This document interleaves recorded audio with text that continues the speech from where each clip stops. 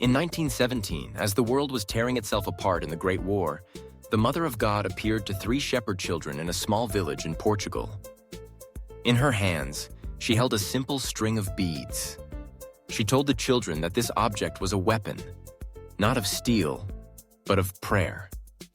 She promised that this weapon had the power to stop wars, convert sinners, and bring peace to the world. That weapon was the Holy Rosary. This is the story of why that simple string of beads is more than just a devotional object. It is a powerhouse of grace, a scourge of the devil, and the weapon given to us by heaven for the spiritual battles of our times. Many Catholics today see the Rosary as a repetitive, monotonous prayer, a relic of a bygone era. They misunderstand its very nature. The Rosary is not about mindlessly reciting words.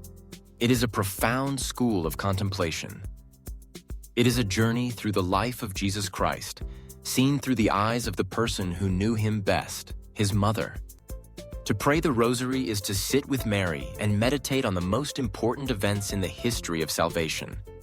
The joyful, luminous, sorrowful, and glorious mysteries. It is a pilgrimage of the heart, a way to enter into the gospel and let it transform us from the inside out. The very rhythm of the Rosary, the repetition of the Hail Marys, is designed to quiet the conscious mind, allowing the soul to descend into a state of deep meditative prayer. It's like a sacred mantra that focuses our spirit, while our hearts contemplate the life of our Lord. You can feel the smooth, cool beads passing through your fingers, each one a step closer to Jesus, guided by the hand of his mother. This physical anchor keeps the body involved in the act of prayer, preventing the mind from wandering and drawing the whole person into an encounter with God. But the Rosary is not merely a tool for personal meditation.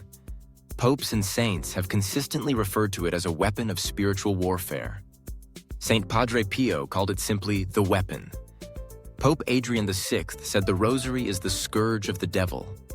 Why? Because the Rosary is a direct assault on the pride of Satan. Every Hail Mary is a declaration of honor to the humble handmaid of the Lord, the woman who crushed the serpent's head with her humility and her yes to God. The devil's downfall was his pride, his refusal to serve. The Rosary is a celebration of the perfect humility that undid his rebellion. Furthermore, the Rosary is a deeply Christ-centered prayer. It is a meditation on the incarnation, the passion, the death, and the resurrection of Jesus Christ. It immerses us in the very mysteries that accomplished our salvation and sealed Satan's defeat. To pray the Rosary is to proclaim the victory of the cross over and over again. It is to wrap our souls in the life of Christ, making us an inhospitable place for the enemy. The demons hate the name of Mary, and they hate the story of their own defeat. The Rosary combines both in a powerful, relentless spiritual assault. The promises attached to the Rosary are a testament to its power. The Blessed Virgin Mary revealed 15 specific promises to Saint Dominic and Blessed Alain de la Roche for those who pray the Rosary faithfully. These promises include special protection from evil, the destruction of vice, the decrease of sin, and the obtaining of all that is asked for through her intercession. One of the most famous promises is the fourth. It will be a powerful armor against hell. It will destroy vice, decrease sin, and defeat heresies. This is not the language of a gentle devotion.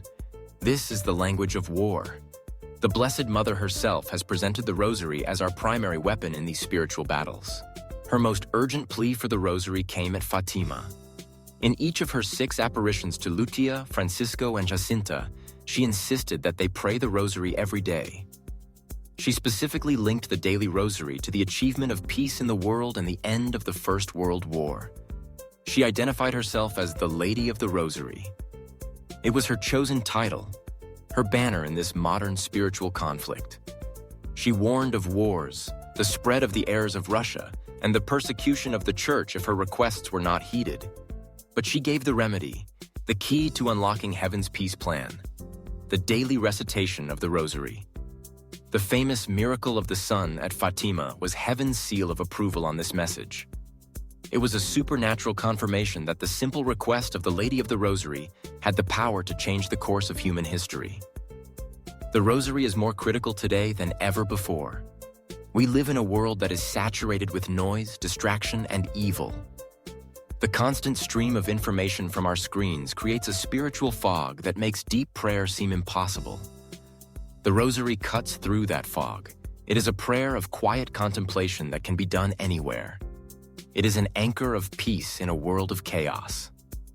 The sound of the prayers, spoken aloud or in the heart, creates a sacred space around us, a shield against the relentless spiritual noise of modernity. It is a prayer for families, a way to bring Christ into the center of the home. The family that prays the Rosary together creates a fortress of faith that the enemy cannot easily penetrate. It is a prayer for the Church, uniting our intentions with those of the Holy Father and the faithful around the world. And it is a prayer for our culture, a spiritual weapon capable of defeating the heresies and vices that threaten to destroy us.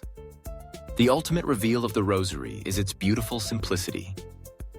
It is a prayer for the learned and the unlearned, the saint and the sinner. It takes the most profound mysteries of our faith and makes them accessible to everyone through the simple, repetitive prayers that a child can learn. It is heaven's great gift to the simple of heart. Our Lady did not ask for heroic feats or complex theological understanding. She asked for a simple daily act of love and trust. She asked us to take up our beads and pray. The Rosary is not a chain that binds us, but a chain that links us to heaven. Each bead is a handhold, pulling us closer to the heart of Jesus through the heart of Mary. In these times of great spiritual battle, Our Lady of the Rosary has given us our marching orders. She has given us our weapon. The question is, will we pick it up and use it? If you have been inspired to take up this heavenly weapon, consider subscribing to our channel for more content on the powerful traditions and prayers of the Catholic Church.